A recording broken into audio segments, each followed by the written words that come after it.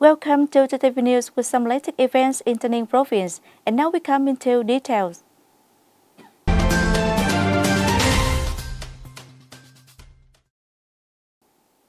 Ladies and gentlemen, on August 20th, Hoa Thanh town took samples for SARS-CoV-2 screening test in Trường Tây commune, which is also the last area of Hoa Thanh town to be screened.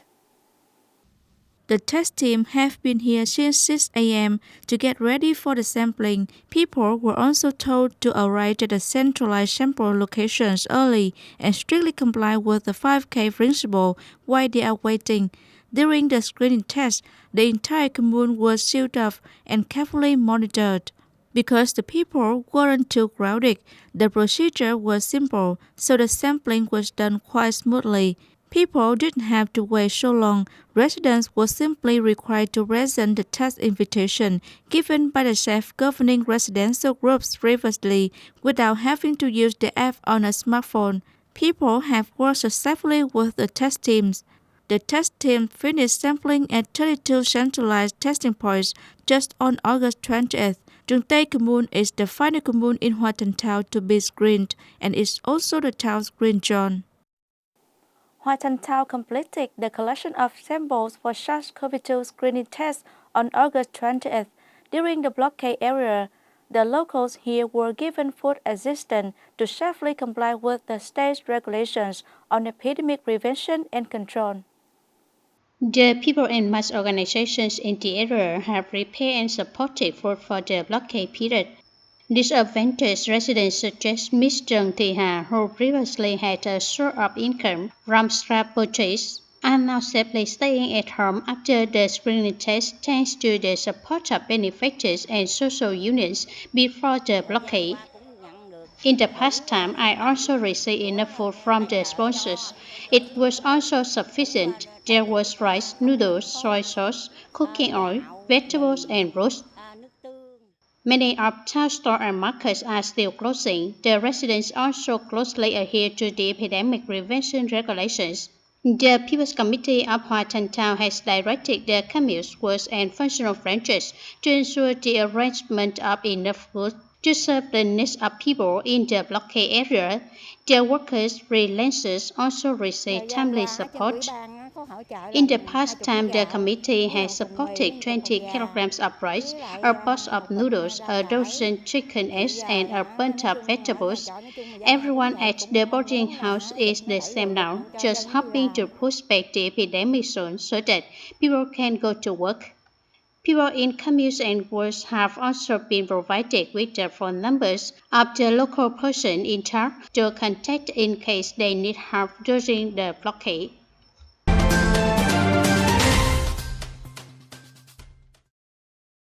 Sharing the challenges of transporting and providing first aid to patients, as well as working in epidemic prevention and control in Tay Ninh's border areas, Mr. Võ Văn Phuong, former standing deputy head of the Central Commission for Propaganda and Training, handed over Tân Biên district an ambulance to serve the epidemic prevention and control, as well as individuals living near the borderlines in the morning of August 20th.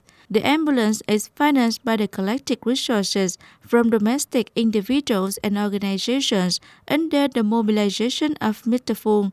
Mr. Trần Văn Chiến, Vice Chairman of the Provincial People's Committee, as well as representatives from the Provincial Border Guard Command, the Department of Health, Tân Biên District, and related sectors attended the event. Mr. Phạm Hoàng Quân, rector of Saigon University, and his friends personally funded the ambulance to Tân Biên area, which was valued over 1 billion Vietnam dong. This is a significant present provided to the border area of Tân Biên district at a time when the entire country is concentrating on resources, joining hands and sharing hardships with localities and people who are still struggling to push back the infectious disease. Mr. Thành Từ Dũ, Secretary of Tân Biên District Party Committee, sincerely thanked Mr. Võ Văn Phuong, a son of Tay Ninh homeland, for mobilizing resources to share with the district's challenges. This is a great encouragement for epidemic prevention and control, as well as benefiting the people in the district. The leader of Tân Biên District handed over the ambulance to the district health center to receive, use, and regulate it effectively. The Bank for Agriculture and Rural Development Tay Ninh branch has continued to mobilize officials, employees, and worker assistants for local epidemic prevention and control in the spirit of always accompanying, always sharing for the community.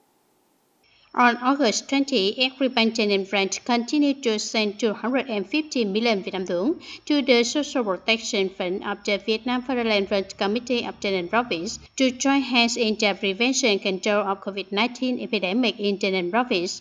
This is a financing source from the Social Security Fund, as well as contributions from authorities and workers within the Agribank Tay Ninh branch system.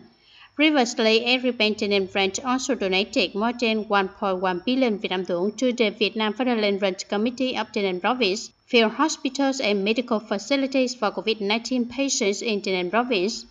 Over the last time, facing numerous challenges as a result of the COVID-19 outbreak, Agribank system has concentrated on resources to serve customers while demonstrating bravery and responsibility to join hands in social security activities for community life.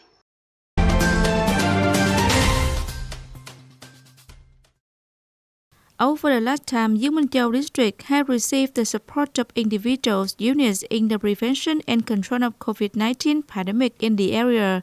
In particular, Juchi Foundation in Vietnam is the unit that regularly supports the district with medical equipment and necessities, etc. Since the beginning of the epidemic, the unit has donated 20 tons of rice, 3,000 pairs of medical gloves, 3,000 bottles of antibacterial hand sanitizers, 40 pouches of medical masks, and 1,000 gifts worth a total value of nearly 900 million Vietnam dong. Accordingly, the Vietnam Fatherland Branch Committee of U Minh Châu District has organized many visits, offer gifts to the medical team, the forces that are on duty at the checkpoints, the centralized medical isolation areas, and COVID-19 treatment hospital in the area. The audience implementing the National Target Program on building new rural areas, Tay Ninh Province tries to have 55 communes meeting new rural standards by the end of 2021. Up to this point, Tay Ninh Province has 45 out of 71 communes that have met the new rural standards. From now to the end of the year, Tay Ninh Province tries to have 10 more communes meeting new rural standards, including Đông Thuận, Phước Bình, Trảng Bàng Tháo, Trà Vong, Tân Biên District, Suối Dây, Tân Châu District, Truong Mích, U Minh Châu District, Thanh Long and Biên Giới, Châu Thành District, Hiệp Thành and Cẩm Giang, Gò Dầu District, An Thạnh, Bến Cầu District, bring the total number of communes meeting new rural standards by the end of this year to 55 communes. In addition, Tay Ninh Province maintains one commune that has reached advanced new rural standards, that is Truong Đông commune of Hoa Thanh. According to the plan, by the end of the year, Tay Ninh will have 8 communes meeting advanced new rural standards. The communes that are building new rural areas strive for an average of 17 out of 19 criteria for each commune. That's all for today TTV News. Thanks for watching. See you next time.